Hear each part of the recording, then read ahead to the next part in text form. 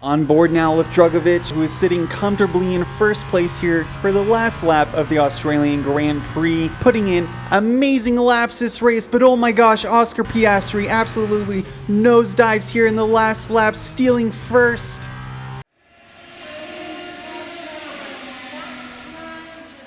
What's up everyone? Thank you for joining me because today is a special episode where I will be diving into the world of F2 racing, joining the Prima Racing team as their beloved Australian driver himself, Oscar Piastri. Now why? Why you may be asking? Because this man is an F3 and F2 world champion and is also Alpine's F1 reserve driver. Yeah, so he may be replacing Fernando Alonso. Look at that. This guy coming in to replace Fernando Alonso because that's what Alpine announced on August 2nd, that he would be joining the side of Esteban Ocon. But no, Piastri comes out with this, saying, nah, actually guys, that's completely wrong. They lied straight to your face. I will not be doing that. Some are rumored to believe that he will be replacing the star driver Daniel Ricciardo here at McLaren. So what's going to happen to our beloved Daniel Ricciardo? Well, he's going to keep winning champions, he's going to keep getting on the podium, and who knows, he may be joining Alpine, he may be taking the world by storm. But anyways, we're going to see what Oscar Piastri is really made of.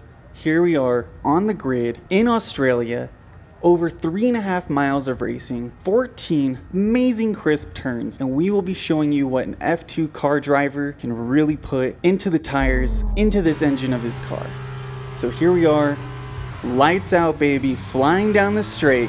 Here I am diving in, past these guys, going right through the crowd, going right through the middle, picking them out. Which side am I going to take? Swinging out to the right. Just getting right on the braking zone. A little battle here with the car to my left, but I kind of, concede the battle because I know this is just the first lap, but we're going to be putting in some amazing moves because that's what's going to happen right here. Dived right in, maybe locked up the brakes a tiny bit, got some, underbody contact, but that's racing, so I'm going 3 abreast now.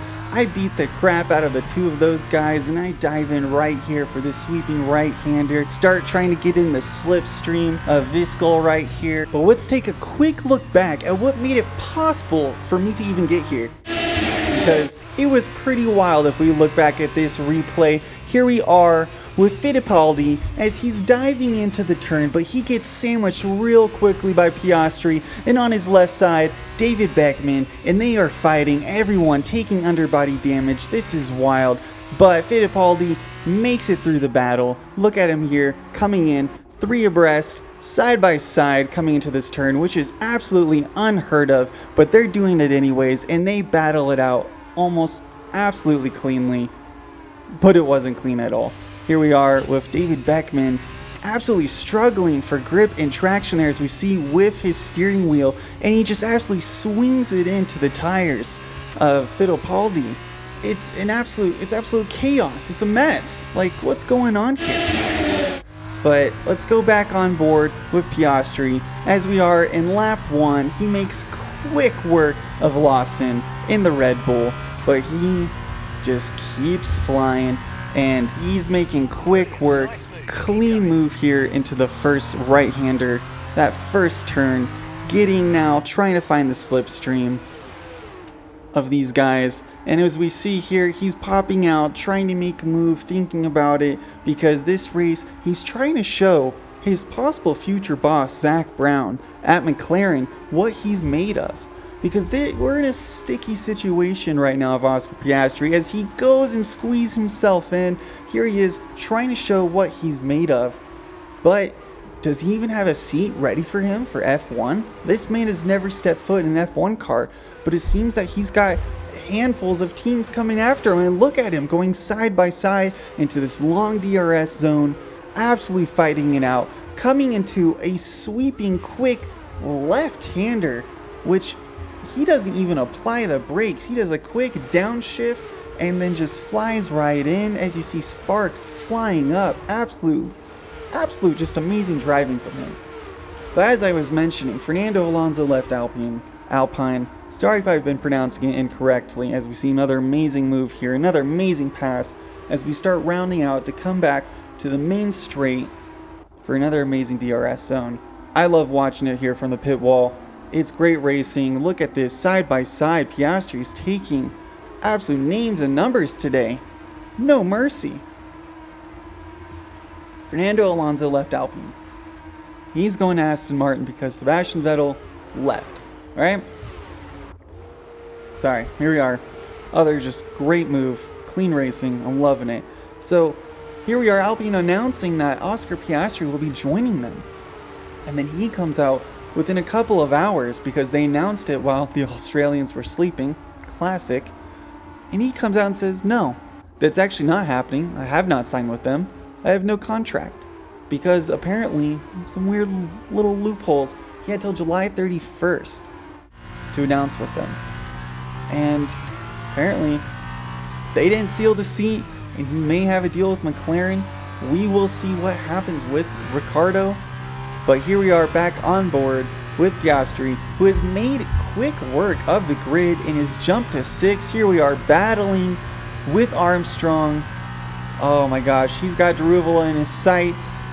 This is going to be a tough race. These guys have been racing against each other for quite some time here. It's going to be some good racing. He's getting right there in the slipstream. Swinging out to the left. Can he make the move? Braking just a tad bit too early. Oh, but he gets it right there to the right and swings out as we saw him just climbing through the cloud of white smoke, because it seemed that both drivers locked up there. My goodness. So let's take a look at that. Here we are with Armstrong, who's watching it from a safe distance, because that could have been messy if they were trying to go side by side as we saw in the first lap here. But they both locked up. And it seems that the Red Bull driver, Daruvula, swinged out, didn't see him coming in. They can kind of nosedive. I don't know if that, Piastri belonged there, but he got the move done. And he was clean. There was no contact made there, because here he is quickly trying to go down. Some fighting here from Porsche. Whew. But Piastri sets the fastest lap. He is no match for the grid today. He is on fire. He's in his home country, comfortably in his cockpit, comfortably in the car, flying. Yeah. Oh my gosh. Quick contact there, taking damage in the front right wing and taking some underbody damage. Will he be able to maintain the car for the rest of the race? He may have to pit. He may start experiencing some crazy understeer here, but he goes back. He's gonna go back for the move. Oh my gosh, just nailing him in the rear end again.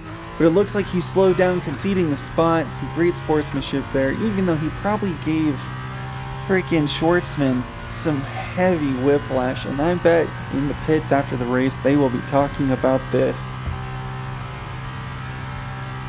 My goodness. And he just makes a pass, nosediving. No wonder McLaren wants him. It's reminiscent of the old Daniel Ricciardo. Late braking, nosediving, taking no names. Taking everybody with him. But here he is. Here we are in the 4th lap of a 5-lap race. This has been amazing racing. Oh my gosh, Piastri going out wide, collecting gravel here on the turn. He's taking, going out, what is this, rally car? No, this is F1 Piastri. Clean it up, my guy, because your F2 car here is taking some damage. You've lost time to Drugovich. Now 1.8 seconds. Will he be able to catch up here in the final lap as we take it? Oh my gosh. Everybody behind him is just right on his tail. There is no distance between these cars. They are on top of each other. One wrong move and the whole lineup, the whole day could change for everybody. But here he is, Piastri's he tries to squeeze it in as he had before, making that move almost thrice times. He almost did it here on Drugovich. but he is coming into this DRS zone, trying to get into the slipstream, gaining that speed, getting that toe.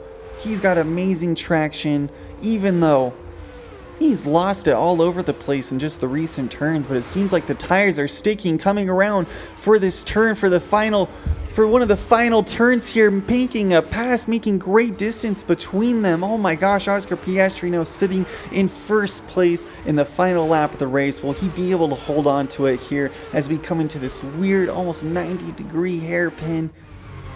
Beautiful, beautiful move done by Piastri.